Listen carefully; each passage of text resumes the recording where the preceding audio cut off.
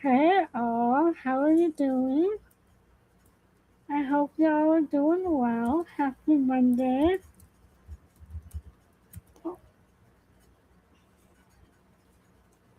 Sorry, Snowball was playing with me and then he decided to get up and go as soon as I started talking. So, I hope you guys are all having a great week, a great Monday, staying cool, staying dry, staying warm wherever you are with the weather. Haha. So, I'm just getting comfy. I hope you all are comfy, got your blanket, you're laying on the couch or sitting on the couch or whatever, or if you're cleaning, you have it on in the background.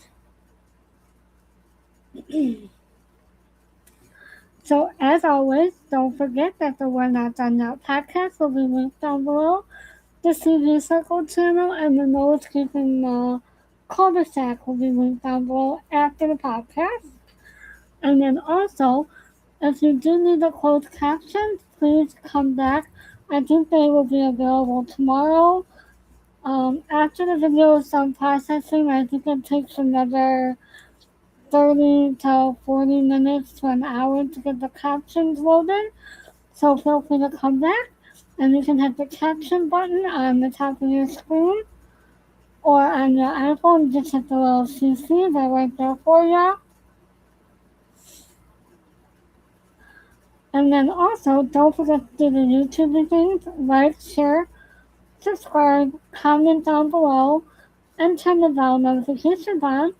And if you're in the live chat, I would love for you guys to comment in the live chat.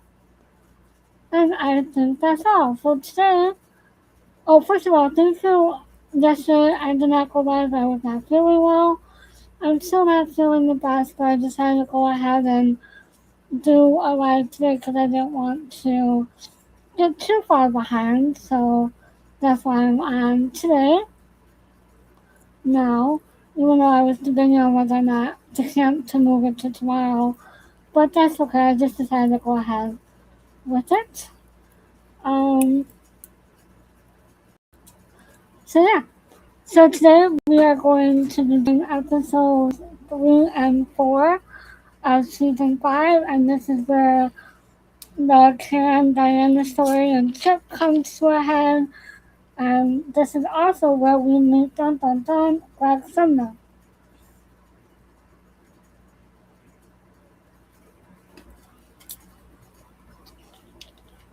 Which is a little more about that after episode 4. We'll talk about Greg after episode 4. So, this is season 5, episode 3 is called Nowhere to Run. And we open with Chip trying to fix the car. And then, oops, hold on 1 second. And then Diana gets them some bologna and cheese to eat. And then Chip tells her that they will trade in the car. Hey!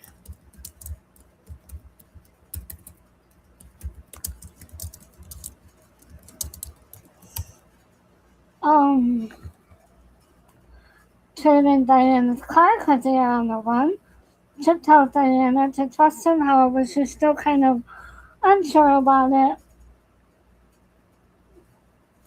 Karen is setting the table and drops a plate, and she kind of gets frustrated and starts to lash out. She realizes that, hey, it's not no one's fault. And she's feeling helpless and frustrated. And then they get a phone call about the fact that they are using her credit card and they were able to trace it to New Mexico. Gary and the kids are getting ready to go riding a horse on the ranch as Abby pulls up. Abby and Gary are talking about getting office space in the city for herself under the assumption of Gary and Ewing Enterprises. So this is when Abby's scheming becomes more more apparent and a little bit more dangerous than what she would like.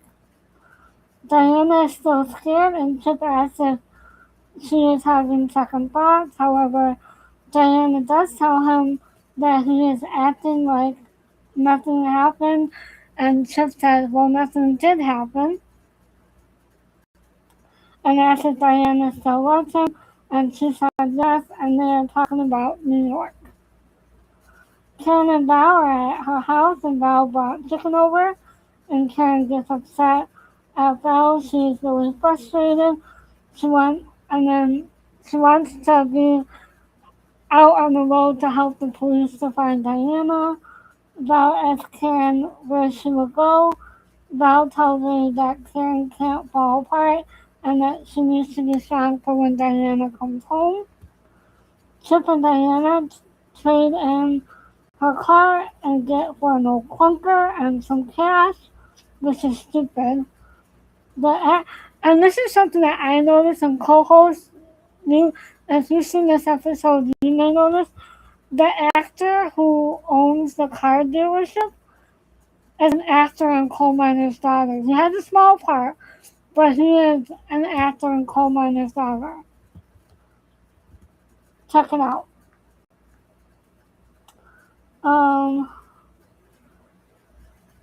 I could be wrong, but he looked like he was. Laura comes over to the ranch for Gary to sign paperwork for the ranch, and then Gary asks her to help Abby to find office space in the city. Karen is on the phone with Mack, and Karen asks where they are now, and he tells her Oklahoma. He tells her not to go. Goodness, however, we know that Karen will listen.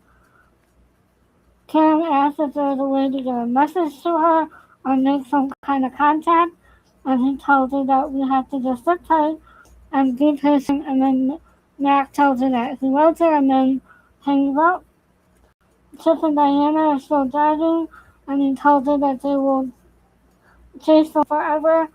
Chip blames Diana for what happened, and that they were meant to be, and that they love each other. So basically, she's still trying to manipulate Diana. Gary and Laura are talking about Richard and how the kids are asking about Richard. She said that she has to talk to them about it, however, she doesn't know what to say. Gary asked Laura to work for him because she needs someone that he can trust. Gary tells her that he loves Abby, but does not mean that he trusts her. And he says it's like high-speed auto chasing, doing with Abby. Laura's going in to keep an eye on Abby and then report that to Carrie, but that doesn't work out very well either.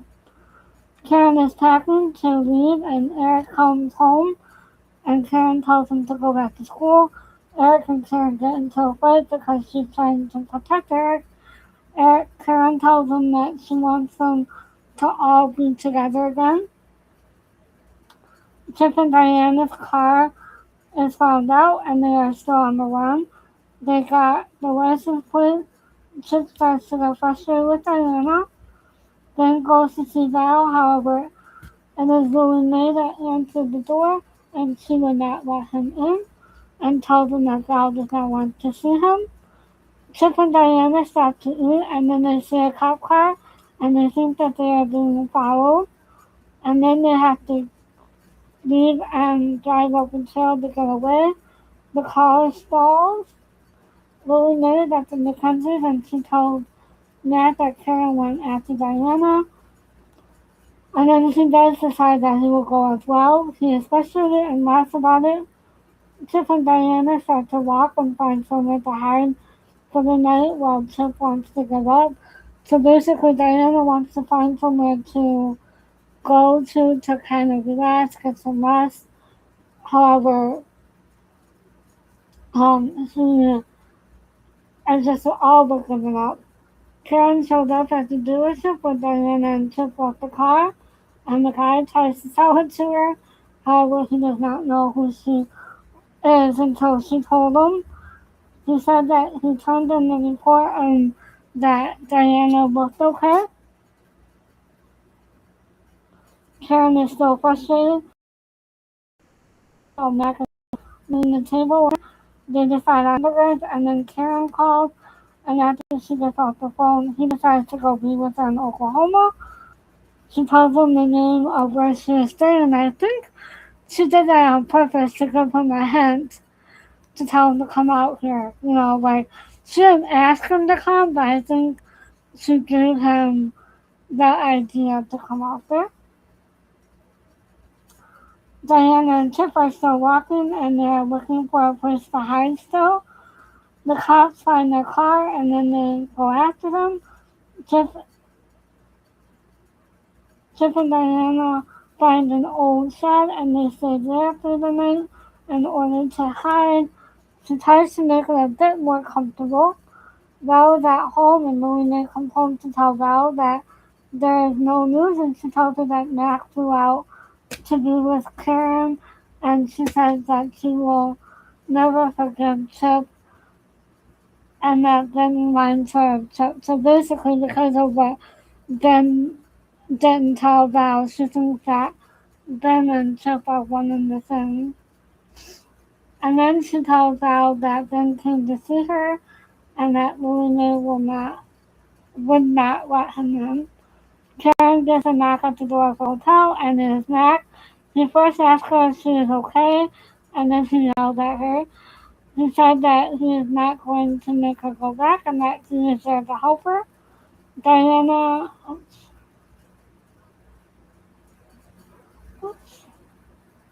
Diana is awakened by the noises and the sun, and Chip was awake, and he says that we are trapped, that they can't get out. Diana and Chip start to have breakfast, and Diana said that she thinks she has a way to get out. However, the cops found them, and they start to surround the place. Abby finds a huge office space with an apartment upstairs. She is with Westmont, and that they are talking about a private venture. Abby gives him a tour of the office, and she wants advice from him and wants to make money of her own by setting up a subsidiary company that Gary does not know about. Then the sheriff lets them know that they are there and they are surrounded. Diana comes up with a plan as a fake abduction, and there is a standoff. Diana does not know they are they are around them, that they have to take it, and tells Chuck that they have to take it one step at a time. The sheriff says that this is no mistake and that they have been surrounded. Karen and Max show up, and Chip wants to give up. Diana comes up with a new plan. Mac and Karen are afraid that they will hurt them both if the cops just go in. Diana does not care that her mom is out there and care for her. Diana thinks they bought the fact that Chip is holding her hostage. Mac tries to go down there to talk to them. The sheriff tells his men to hold off. And Porter wants to get a statement from Karen. And then we're back at the house. It's a really strange split. Michael asks a bunch of questions to a cop about his weapon, if he's ever had to use it and all that good stuff. Well, he needs to get to school. And then they're still trying to get Diana and Chip out. Matt goes down to try to reason with her. He wants to, and Chip does open the door, and he wants to see Diana and make sure she is okay. Diana tells him to do what he says and to get a car. The police is getting ready to go in, and Chip gets up. Mac hits Chip, and Diana is upset. Karen tries to help Diana, and she pushes her away. And then they find out that Diana did marry Chip. So, that is season 5, episode 3. So again, there's not really a lot to talk about just because it's basically Diana getting away with Chip, and hiding out and then finding them, and Gary and Abby talking about the ranch and then talking about um excuse me, talking about the ranch and getting the paperwork signed, as well as Gary asking Laura to work for him as to be a spy on Abby, which I think is hilarious. And then, she's gonna report back to him.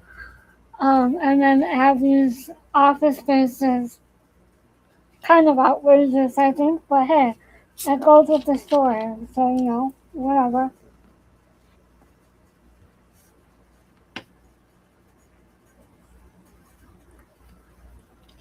And again, we're starting to see the relationship between Karen and Diane is starting to unravel more and more. And I think this is important because this is the start of where I think Claudia is going to be leaving the show shortly.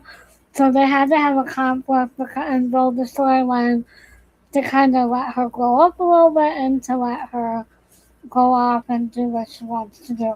So again, as the oldest daughter, they're very stubborn, and we'll see this also with Olivia and Abby as well, where the oldest child, who is a daughter, can be very, very stubborn. I say that lovingly because I am an oldest daughter. I know I'm very, very stubborn. I'm very willful. I'm very set in my own mind. I want to do things my way. It's just a matter of button heads and the fact that, Karen still kind of wants to protect her and be there for her and does see her like a little child or a little girl, and she's not used to the fact that her daughter is old enough. However, as she was making better choices, I can see where that would kind of level off a little bit and let her live her life a little bit more. But right now, she's in fear for her because of the danger that she was in and could still possibly be in, because she doesn't know to what extent things happened. So, and the fact that Karen was giving Matt clues about where she was, and again, I don't think that, and we'll listen to the phone call because I'll play that scene for you, but I don't think that she wanted to really flat out ask him to come to Oklahoma. I think she just told him where she was staying, and she was hoping that maybe he would come out there. I think it was a little bit of a test. I think it was a little bit of a Karen test. If you know, you know, in my opinion. So, I mean, we see the friendship between Jerry and Laura's becoming more business-like. However, again, it doesn't last for very long, as we'll learn. So let me go to right now. I'm actually on season 8, episode 14 of Knotslanding. So I'm pretty well ahead of. I'm like 3 seasons ahead of where we are in our week. Co-host, you have anything to add right now? I'm just trying to find some scenes here. Alright, so here's the scene between Val and Karen. And again, this is in quantity 230 policy.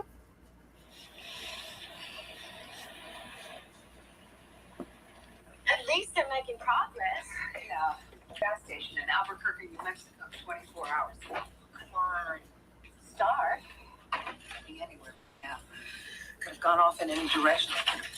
Turned off at any highway, stopped anywhere. Police don't know anything more now than they did 24 hours ago. They know a lot more. So again, Karen is so frustrated. She's eager to get out there. She just wants to find her daughter because she wants to protect her.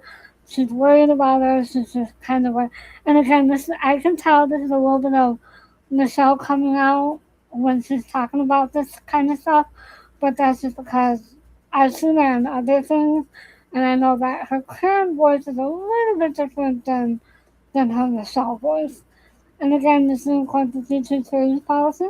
They know the car they're driving. They know the. Do you know how many cars there are on the highway? Hey.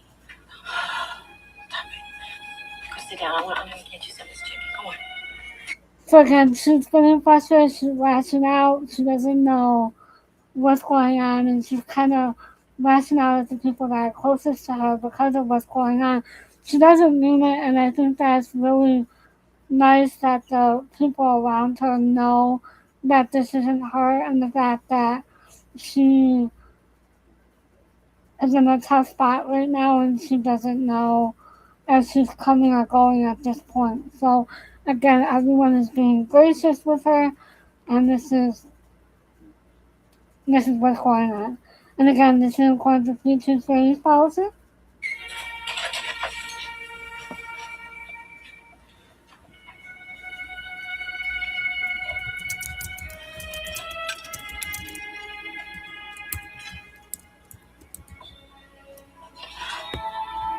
Photograph. I just wish I could. So again, she's coming out. I don't know what this scene play out, but I do have to cut it because I don't want to get hit by YouTube and have the video blocked. So that's why. Again, this is in accordance with YouTube series policy. Oh, excuse me. I just wish I could be there. They're chasing after a license plate number, an old photograph from a police bulletin. They don't know Diane. So basically, what Karen is saying is that she knows her daughter.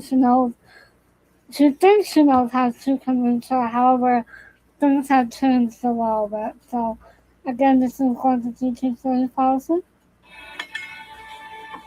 Okay. Where would you go? I don't know.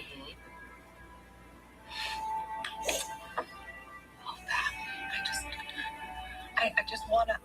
I wanna help. I wanna do something. But Karen. So again, when parents are in this type of situation, they feel helpless. It's almost like when a child is in the hospital or when they're dealing with addiction.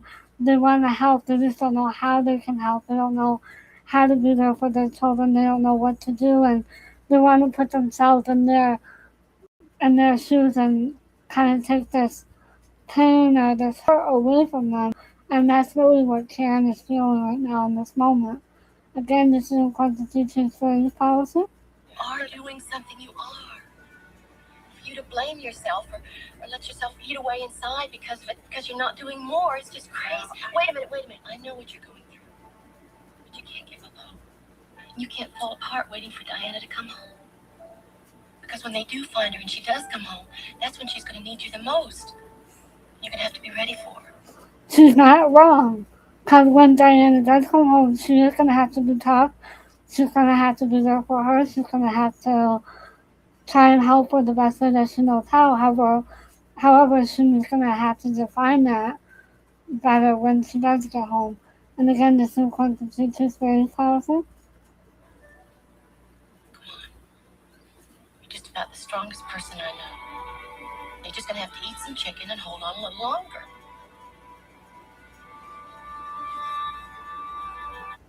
Chicken fixes everything. As long as you eat meat. If you don't eat meat, I'm sure that there's something out there that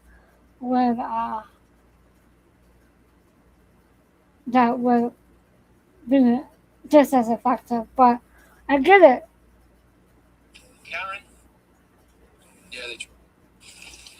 So here's the next part. Again, this is in Constitution Series policy.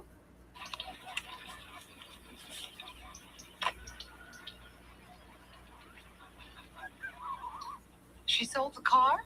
Yeah, they traded in, got $500 cash and an old clunker. Where are they now? Somewhere around Oklahoma City. So here we go. This is Matt telling her not to go. And again, this is according to future series policy. Karen, don't even consider it. Let the police do their job. We'll only get in their way. Mac is the closest we've come. As soon as they locate her, we'll go there. I promise you we'll find her. Isn't there some way we can get a message to her, make some kind of contact? Karen, if we do anything right now, we'll only jeopardize her further. You know what's hard? We just have to sit tight. Not only would it jeopardize her further, it would make them want to run further away. That's just my opinion, in that they're going to change their course of action, in my opinion. Again, this is according to future series policy. Hey, I gotta go. I love you, kid. I love you too, Mac.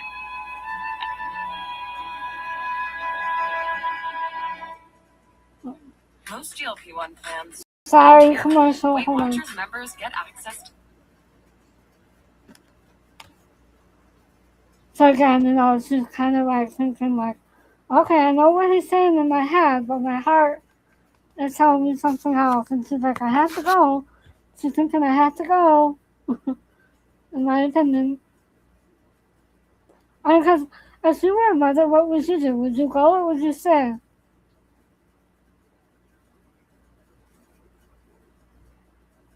And if they had the name of the dealership, then I would say, hey, go out there, see what's going on, make sure that she's alright. But that's just my opinion, again.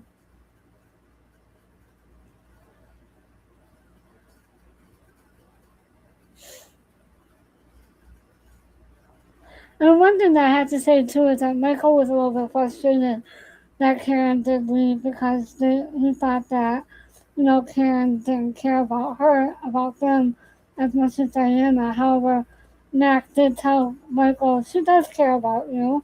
So the fact that Mac is reassuring Michael is amazing. So that's my opinion. Okay, and here's that phone call. Again, this is according to future series policy.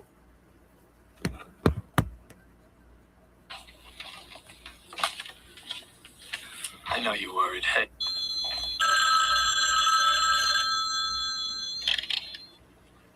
Hello? Hello, Matt. So here's the phone call I was talking about. So listen to it and let me know what you think. I think that Karen was trying to ask him to come out there without asking him. But that's just my opinion. Again, this is according to future series policy. Hi, it's me. Hi, how are you? Where are you? Oh, I'm fine. I'm in a motel outside of Oklahoma City, the Hideaway, Jake's Hideaway, something like that. Listen, Mac. You understand I had to come. Yeah, I know. Good. I talked to the guy who bought Diana's car, and he doesn't know anything. So Mac is gonna give her a suggestion or two, and we'll see how this goes. And again, this is according to future series policy. Okay, check in with the police. Let them know you're there. Oh, I will. Good, okay. Good. How are the boys? The boys, don't worry about the boys. They're making hamburgers. They're fine. That's good. Well, I'll call again, and Jake's Hideaway, right. I love you all. Talk to you soon. So she's hanging up the phone, like, kind of frustrated. I think she really wants Mac to be there. And we'll see that in the next scene. And again, this is according to future series policy.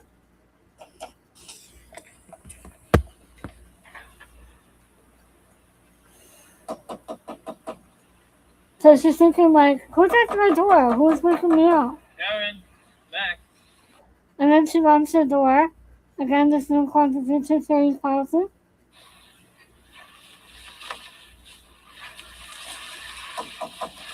Karen? Yeah? It's Mac.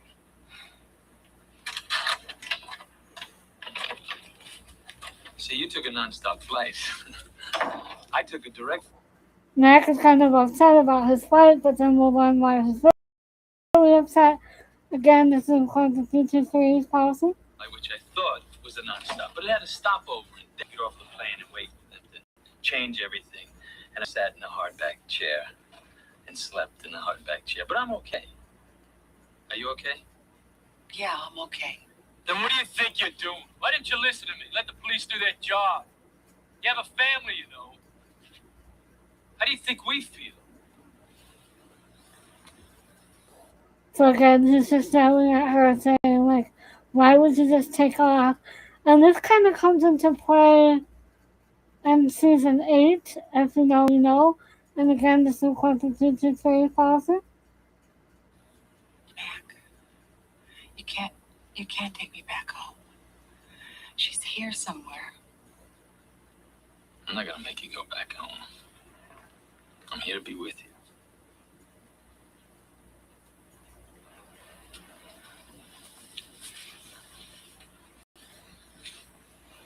So she's happy that he's there with her. So again, like I said, I think that she asked him to come out there with her, however, without asking. And he got the message and he decided to come out there. So I think that was really sweet. And I think that they're connected, like Mac and Karen are. I think at some point you know when you needed them, where you needed that. That's just my opinion. So, with that being said, oh, and then I forgot to say that Diana is rescued in the mail and gets arrested. So, Season 5, Episode 4 is Marital Privilege. Karen and Mac bring Diana home, and they talk about Diana going down to the police station to answer questions about Chip. The boys are happy that Diana is home, and she tells them at first that she is hungry, and Karen says, well, why don't I make us all something to eat? And then Diana says, I'm tired and I just want to go to bed. Karen and Mac then again talk about her going down to talk to the police. Chip is at the police station, and Morrison and Baines are giving him their theory as to what happened, or the indictment, or the probable cause, or the motive as to why he harmed Susie, and the fact that he ran away. They went through the whole theory.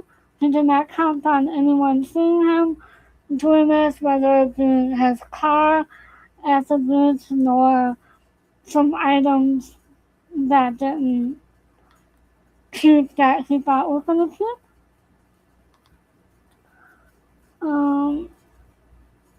And then they tell him that they have a good case against him. Karen goes in to talk to Diana, and she tells Karen that she should not be there, that Diana feels that she deserted Chip and that she loves Chip, and that she does not want an annulment. So basically, Karen's like, oh, I want to, Mac will work everything out, and Diana doesn't want to have an annulment. She wants to stay married to Chip. And then Baines is still asking questions to Chip. Abby is at her office and was on the phone with JR, and JR was giving her good news about how much Gary is going to inherit. He's going to inherit 10% of Ewing Oil. Abby is glad, and that she is already scheming to get married. I guess their divorce is final in about 10 days, and then Gary will inherit the 10% shortly thereafter, and so Abby's trying to get Gary to marry her, and that she will have to work fast. Val is at home getting ready to go to the meeting with Gary and their lawyers about the settlement for the divorce. And Val tells Lily that the worst part is over between her and Gary. Val is not worried about the house, so basically she wants to keep the house and the car in the settlement. Diana is now at the police station being questioned. Diana does not have to answer any questions because she is married to Chip, and then she tells Baines that she got married in Vegas just like her mom. Abby has her own company now, and they will divert funds from Gary enterprises, which again is very much more scheming at this point. Gary comes in to see the office. Oops.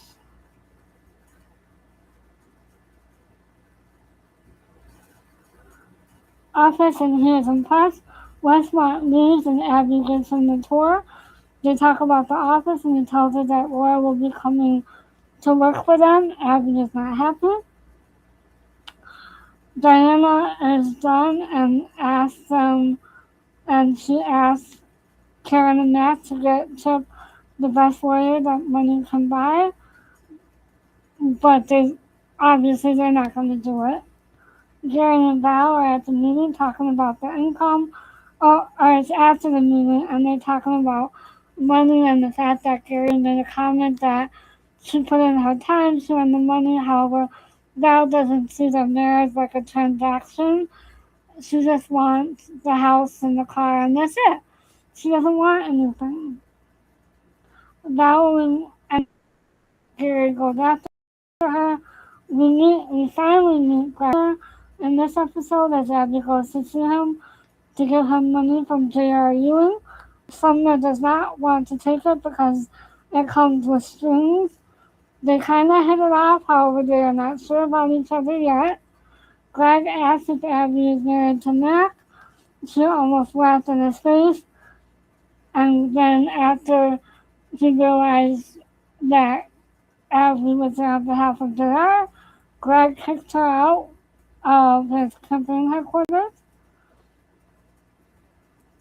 Gary is trying to talk to Val after the meeting and his money, and she does not want his money, and the fact that she is on her own and that she is independent now, and that Abby actually did her a service by sending her book to the publishers. Gary agrees not to give her any money, however, if she needs, as long as she resells with them. Mac and Karen are talking about the fact that Diana wants them to get Chip a lawyer, and they are frustrated about it. Mac does not think that Diana was held hostage, and then Diana came in asking to use Karen's car to go to see Chip, and Karen says no. Eric offers to take her to the jail to see him. Diana is talking to Chip and tells him that she did not tell them a thing and that she does not have to testify because they're married. Diana thinks that Chip loves her, and Chip says that he would not trust the lawyers that her parents would hire anyway. Abby and Laura are discussing investments and digital projects to find real estate, and this is where we learned that Abby's uncle left a complex to Abby. All we know right now is just to Abby. And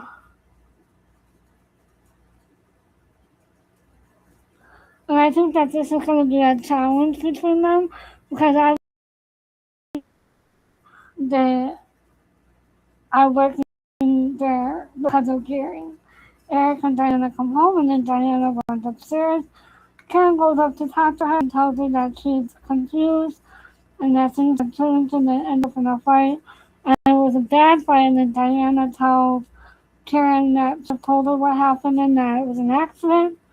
Karen tells her that she has to go to the police to tell them and that she is protecting a dangerous person. And Diana said that she is protecting her husband. So Diana thinks that she's protecting her husband, but however, Karen doesn't see it that way. And I agree with Karen on this one. I'm sorry, but I do.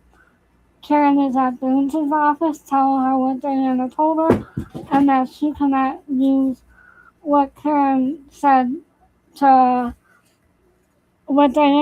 Karen and what Karen said to Vince and to keep Chip in jail or in a court of law because it's hearsay. So she can't really do anything because of the fact that Diana told her, but it's not anything that was told to Karen directly. And then Karen asked to keep Karen asks Gary to come over to talk to her at the house. Next, we see that Abby tells Gary that she's okay if they get rid of Westmont and that he is the boss. Abby and Gary talk about how the meeting went with Val and the fact that he and Val had a good conversation after, so it was almost like that they were friends. Val tells Lily Mae that they will keep the house and the car. Val tells her that she did not ask for any money and that Lily Mae is still focused on Chip and she is worried about everyone. Lily Mae says at least we all know the truth and then Val leaves to go upstairs. So basically, because Lily Mae keeps talking about Chip, that's making her upset. So Val just goes upstairs to be alone. Abby and Gary are having a good night. They talk about how lucky Gary is and that they are moving forward and they do not want to think about the past. However, Gary says that that's where he got in trouble before, where he just didn't think about the past and everything that happened. James is talking to Diana at the Mackenzies, and Diana refuses to tell her what Diana told her mom about what Chip told her, and then tells James that her mother lied to her. Then a fight comes out. Karen comes downstairs and tells Diana that she had to tell her, and Diana yells at Karen and tells her to stay out of her life and leaves. Val is running on the beach and sees Ben's house and then sees her. Then Val goes up to see him and asks why he did not tell her that he was a reporter and that he ran a cable news station. He tells her that he wanted to get to know her before he told her, and the fact that he wanted to be her friend but not for a story. Like, he just wanted to get to know her better. There was no ulterior motive at that point. Then and Val will become friends and that he was putting a speech together from the very day that we met him.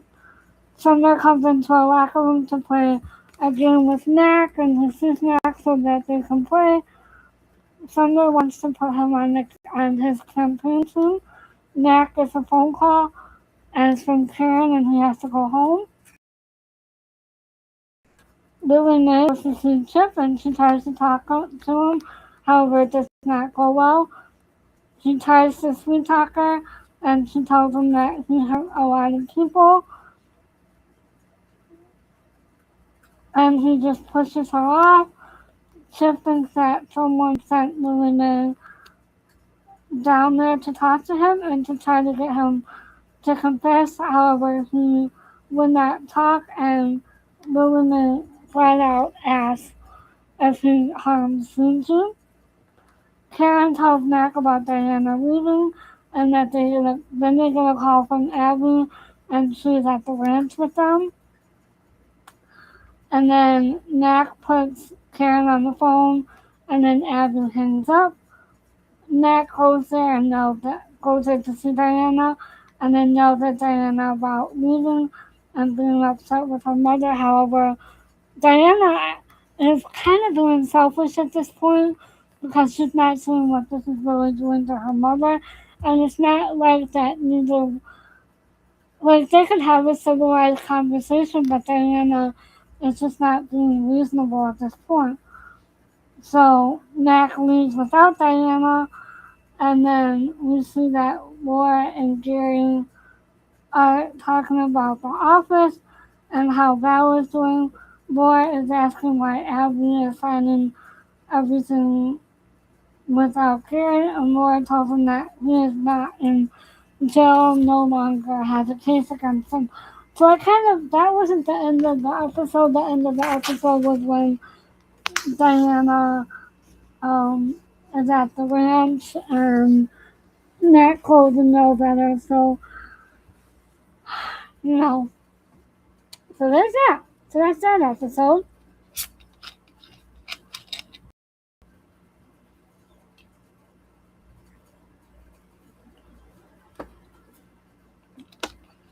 Sorry, I still have a migraine, so I'm kind drinking some caffeine to kind of help it out. So this is where we meet Sumner, and he has a good head on his shoulder at first without wanting to have any dealings with Abby, in my opinion. And then we learn that he and Mac are friends. However, the continuity of the story does not stay because at first it was like they worked on Wall Street together after college, so it doesn't say anything about them. Thank you. It doesn't say anything about them going to college together, just the fact that they worked on Wall Street together. So there's that continuity. And then it goes a little bit deeper than that in season 8. And we learn a little bit more about their relationship. Um, at the end of season 7, beginning of season 8. So they just don't give us a full story. And again, while we get a phone call from JR or we see Gary go off to Dallas a couple of times, we don't see JR anymore. And that's random. I think because we have Mac now, and B, we have Sumner. I think between Mac and Sumner, Sumner just still fills the role of JR, in my opinion. Because he's still kind of wheeling and dealing, but not in the same way as JR does. However, again, with the villains on the show, for the most part, you get their levels, and I think that that's real important. With Chip and Joshua, Joshua's a little bit of a different story, but with Chip, you don't see that level. You see the manipulation, and I think that he really did do a good job with Diana as far as manipulating her, telling her everything that she wants to hear. And while I don't think he was ever put his hands on her, he was emotionally harmful to her, said some things to her that were not the best, and was using control to get what he wants and make her think what she wants. And that's why I think that there's this tension between Diana and Karen because of the fact that control and that hold that he has over Diana. And honestly, I don't think that she's going to be able to really process it until she fully gets away from the whole situation. And not just from getting away from the house or getting away and going to the ranch, but I mean like physically getting out of the state, getting away from Karen, getting away from Chip, getting away from everything around her that she's been through. And eventually, she will, and then it'll all work out. But it's going to take some time. And they have to go through this whole story, I think. So, and again, I think it's because they're getting ready to send off Diana in a way. So I think that they have to do the story in order to kind of build that rift and show that, Diana is a grown up and that she's going to start making her own decisions with her life and the fact. And again, as the mother-daughter relationship, the more that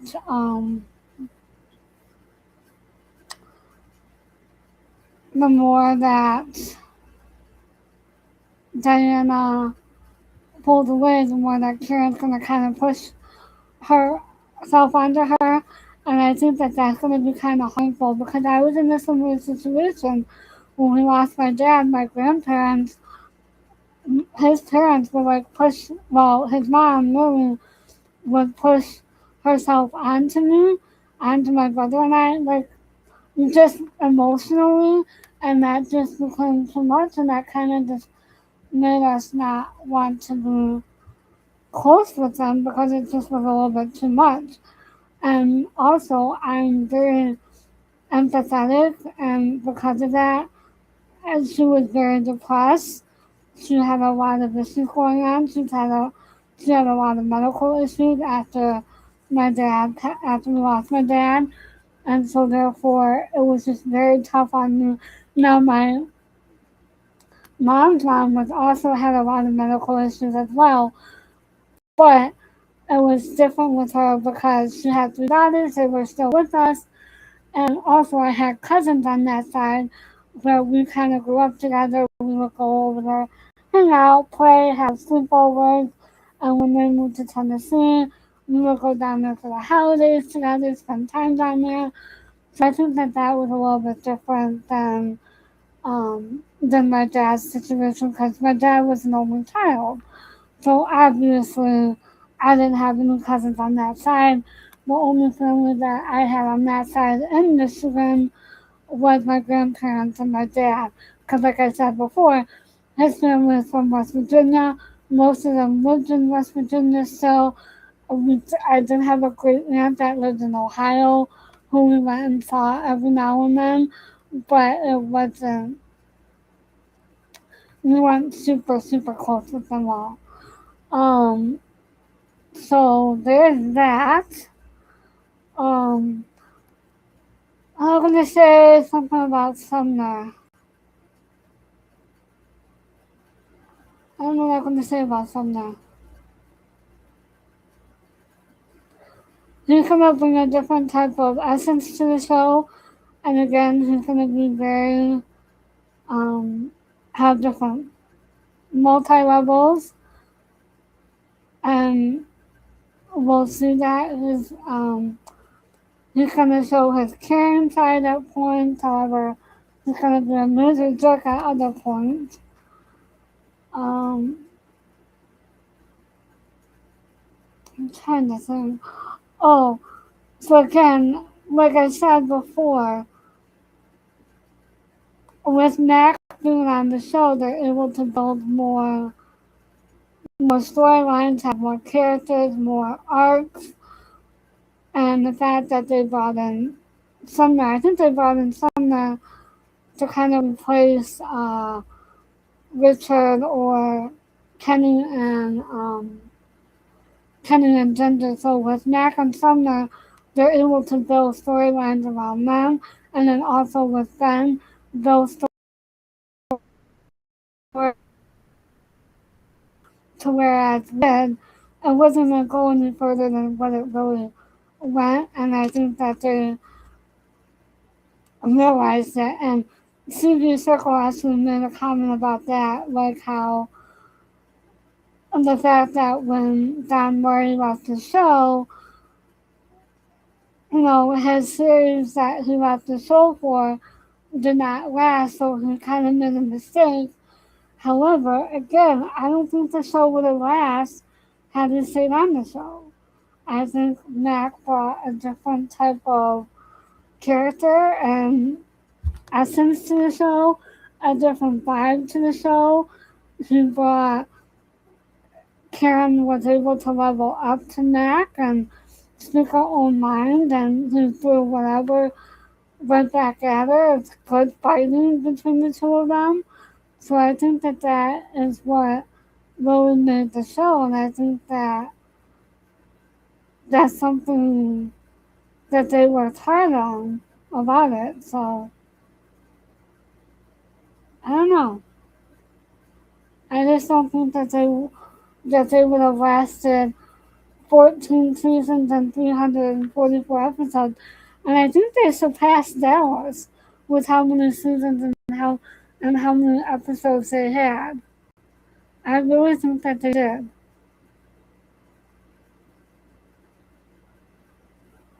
I could be wrong. I think they did surpass Dallas. Um,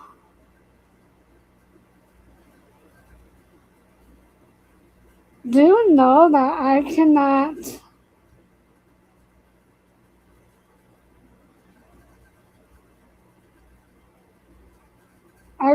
watch Knots Landing at night before I go to bed. If I watch it at night, I don't sleep at night. I can't get to sleep. I stay up just because my mind is racing, and the fact that I can't really Um,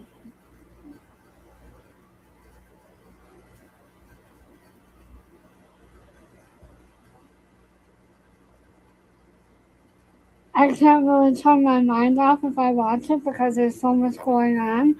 And again, I'm such a high sensitive person that it just kind of makes me, it kind of keeps my brain going, so I'm unable to turn it off, and I can just feel the emotions even on screen, even though those are not real life people, they're just acting. I still like affects me. So like yesterday I had it going all day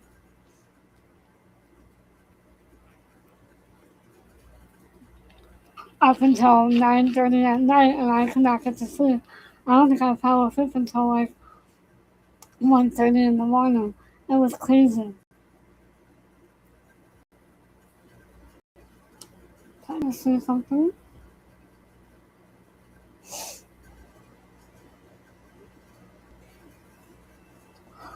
Um. Oh gosh. And again, my heart breaks for Lily Mae. It breaks for Lily Mae because she really did love Chip. She really trusted him, and I think she still loved him even after everything that he did.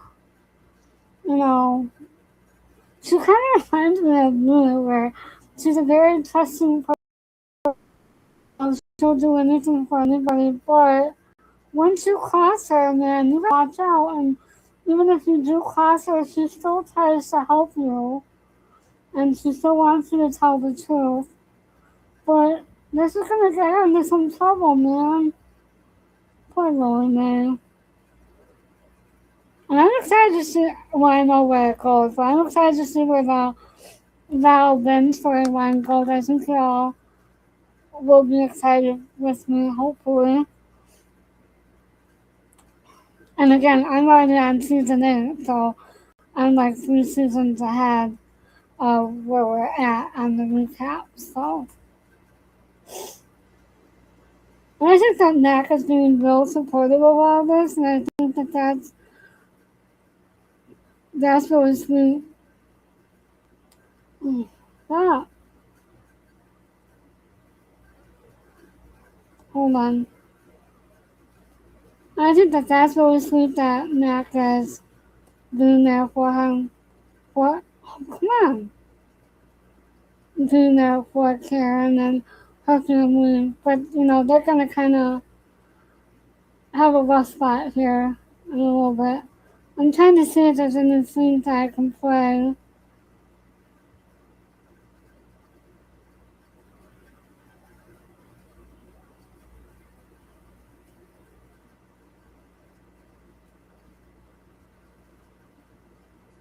Um,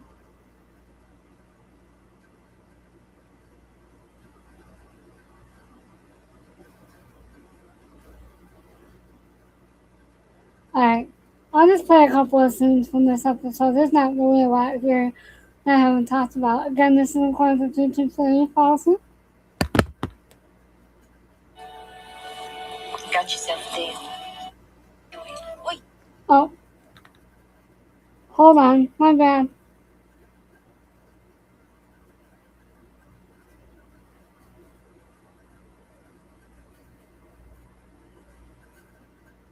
Dad, how could she imagine that we'd get him a lawyer?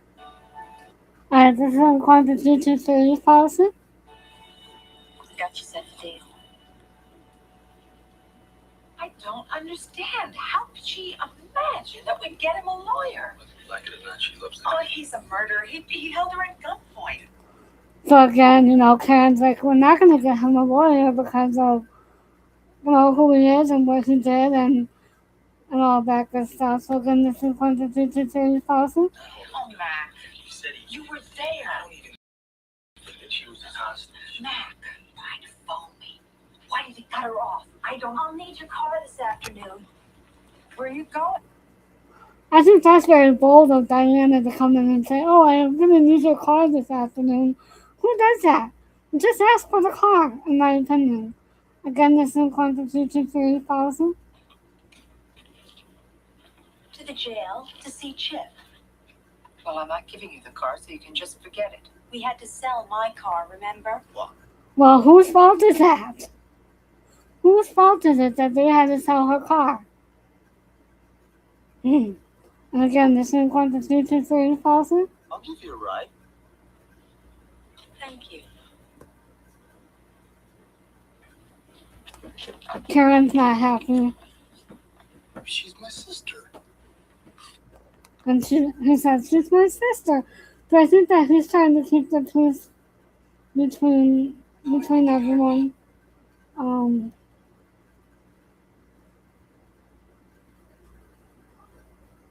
hold on.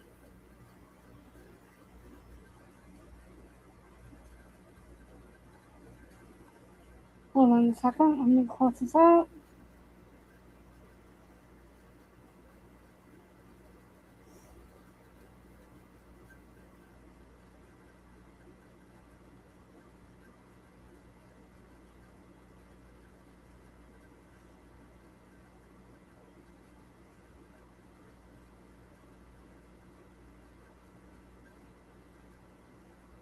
Alright. Again, this is Constitution 30,000. Hold on one second.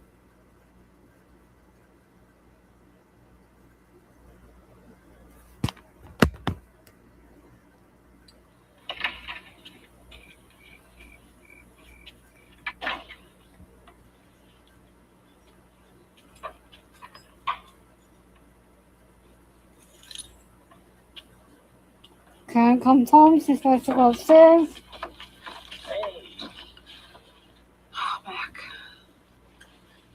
I don't understand Diana. She's just so determined.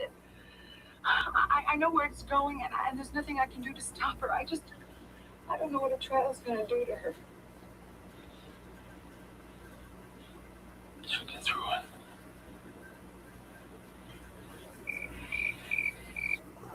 So again, Mac is just being a very understanding husband and stepfather. However, this is going to be hard on him.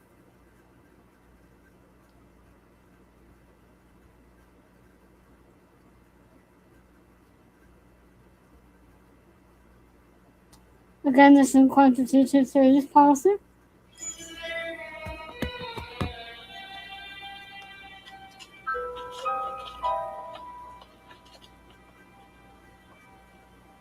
She talked to Jana. What did she say? She's gone. She told me she never wanted to see me again. Well, we knew she'd be angry at first. I've never seen her like that, Matt. Hey, we're gonna... So Karen's very upset. She's saying that she's never seen Karen like that. So again, this is Constitution 30 policy. To rough it out, you know. Diana will come to her senses. Realize you were right. All you had to do is... I'll get it. Again, the phone rings, and guess who it is? Dun dun dun, Wicked Avenue. Again, this is Constitution 30 policy.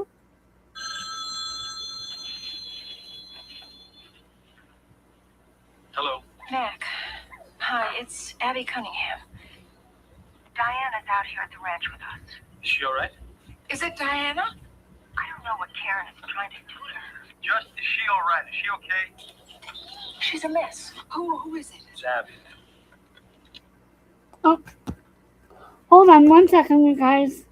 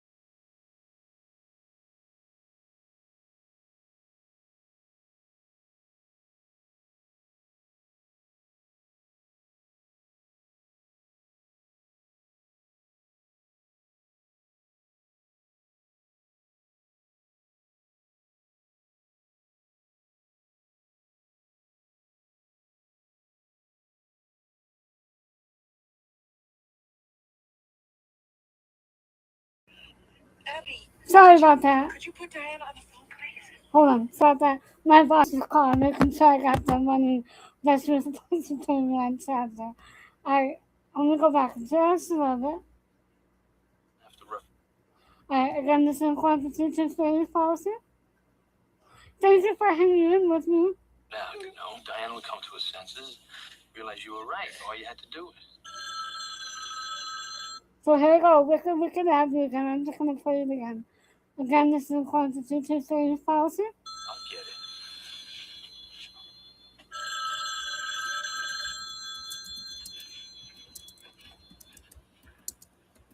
Hello. Mac. Hi, it's Abby Cunningham. Diana's out here at the ranch with us. Is she all right? Is it Diana? I don't know what Karen is trying to do to her. Just, is she all right? Is she okay? She's a mess. Who is it? It's Abby. Abby. Abby, could you put Diana on the phone, please?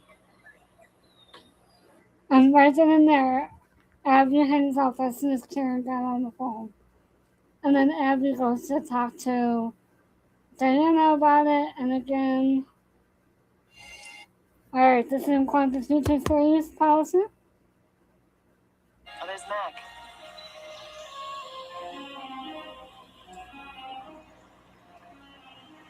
Mac is coming up to the ranch to see Diana. And I'm just putting this in just so that you can see how awesome Mac is with Karen's family.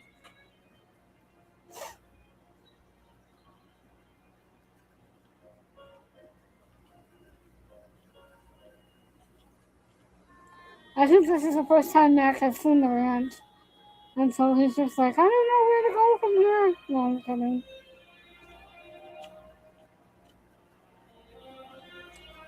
Abby comes out. Where's Diana? She doesn't want to see you, Mac. I want to talk to her. I don't think that's a very good idea. She lost with her family. Well, I'm part of her family too, you know. You either go in there and get her, bring her out Oh, here. what? Abby thinks everyone forgets that she's the aunt to Diana, Eric, and Michael. Oh gosh. Again, this is quantity to fairness policy. What are you going to do? I want to explain to her what happened She's and not why it going happened. to listen to you. I'm not going to stop trying until she's home with her mother. And then what? How long is she going to Abby, stay? she's all mixed up. miserable. She needs to Karen spend is time just at going home. to drive her away again. Now, you know that is from a... So Abby doesn't know the full story, and I think that if Abby did know the full story and to what's really going on, maybe she would be more understanding and not fight back on this. But I could be wrong. Again, this is quantity to fairness policy. Taking her back. What, Gary? Look, if she runs away again, you're not going to know where she is. At least this way, she's with someone who loves her. And the ranch will do her good. More than anything else, she needs rest. You can't make me go back there. I'm not going to make you go anywhere. Honey, Mac just wanted to be sure you were all... So Abby's just trying to make sure that Mac doesn't get on her face. But that doesn't happen. Again, this is quantity to fairness policy. Right. He's leaving now. You okay? I'm a lot better here. Your mother'd be a lot better, too. Don't tell me about how I hurt my mother. After what she did to me, she should be Why the better. hell do you blame her for everything, huh? What is it with you? Answer me! She's just trying to be your mother's all. Why don't you just leave me alone? Why don't you let her be your mother? See what happens. So again, Mac is just trying to get Diana home to be with Karen because he knows the situation and he's just frustrated because he knows that she's protecting someone who is very, very dangerous. And the fact that, if she doesn't tell the truth, then he's going to get away. And it's just hurting his wife. And as much as he loves Diana, he loves his wife more, honestly, in my opinion. So, yeah. So there's that. And there's just a lot that's going to go down in season 5. It's going to be, buckle up, guys. It's going to be a bumpy ride of season 5. And again, I think that's because we have Mack and Sumner. I think that if we didn't have Mack and Sumner, that we wouldn't have these bumpy rides and these seasons. I don't know. And yeah, you have the wheeling and dealing and Dallas and Dynasty, but it's a little bit different, you know?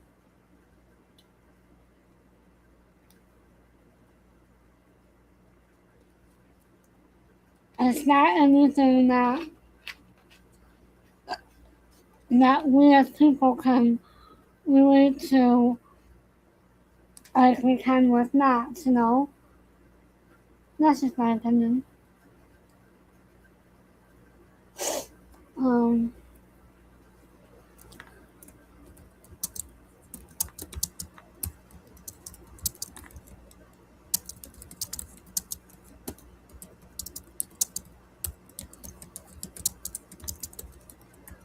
and I think, like I said, with Karen pushing Diana, it's pushing her further away. However, I don't agree with Diana. I think that she needs to be at home with her mother. She needs to be mindful of that she's trying to help her. However, I do see the frustration in her, but she's putting herself in a very dangerous situation. I don't think she realizes that. I think that she is doesn't care. She's in love with Chip, and that's all she can see, and she doesn't care who it hurts and what it's doing to her and all that jazz. So I don't know.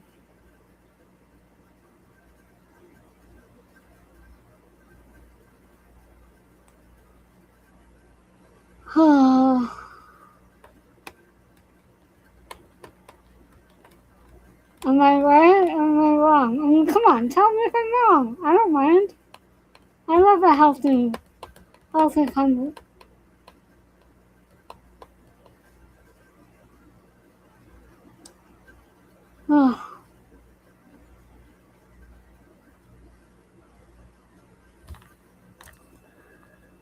I don't know if I'm doing a lot of psychoanalysis, but there's really not a lot to add. And like I said, Abby is so skinny and concocting the biggest scheme ever to get Gary to marry her. And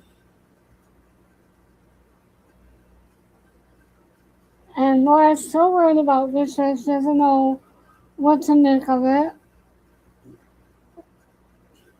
And like I said, I just feel bad for Lily Mae. Poor Lily Mae.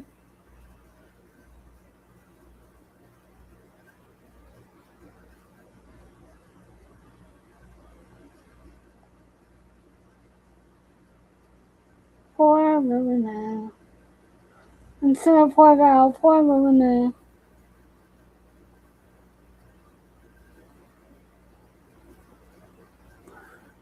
So, again, don't forget to do the YouTube things. Like, share, subscribe, comment down below. Turn on the bell notifications. Share with your friends and family who love knotslanding, and have them subscribe as well. You can also follow me on Kick, which is also streaming to Kick. And I would love to hear your thoughts, and don't forget that once the video is finished processing after tomorrow, then within, I want to say, 45 minutes to an hour, the closed captions will be on, and you'll be able to hit that little closed caption button either on your YouTube screen. You go to settings and hit closed caption, or you can go to your device and hit closed caption as well there.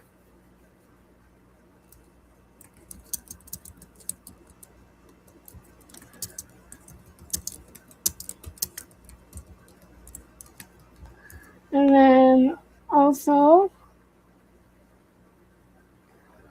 don't forget to check out the We're Not Done Yet podcast, which will be linked down below, as well as the CU Circle channel and the No Escape from the Cul-de-Sac. And then also the We're Not Done Yet podcast will be releasing a new episode, hopefully tomorrow at 3 o'clock. It's been 3 o'clock Eastern Standard Time 3 o'clock a.m.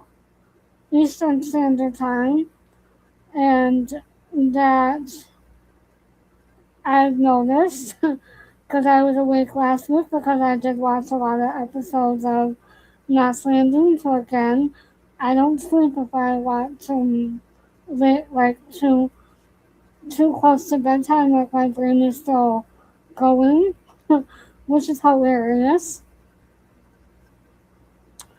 Um, Trying to think. Anything else I have to add?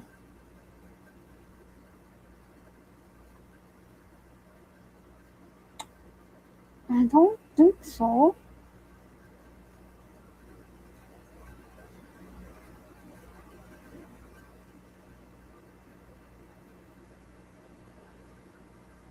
So yeah, so don't forget to do your YouTube things. Check out my links.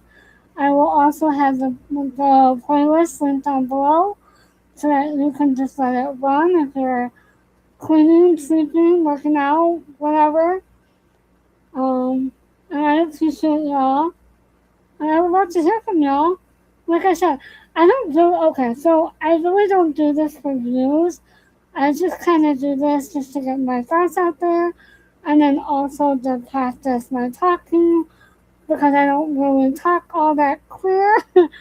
So I'm just trying to use it so I don't lose it.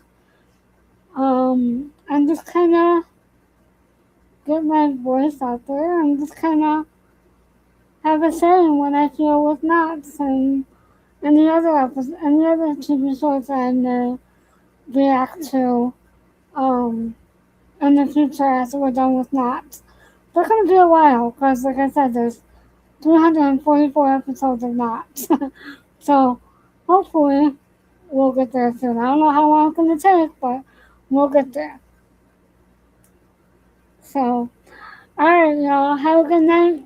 Don't forget to like, share, subscribe, turn on the bell notifications, and comment down below. And check out my links or the links for the one that's on that podcast, CV Circle, and No Escaping the Cul-de-Sac. Alright. Y'all have a good night. Thank you, co-host. Have a good night. See you tomorrow.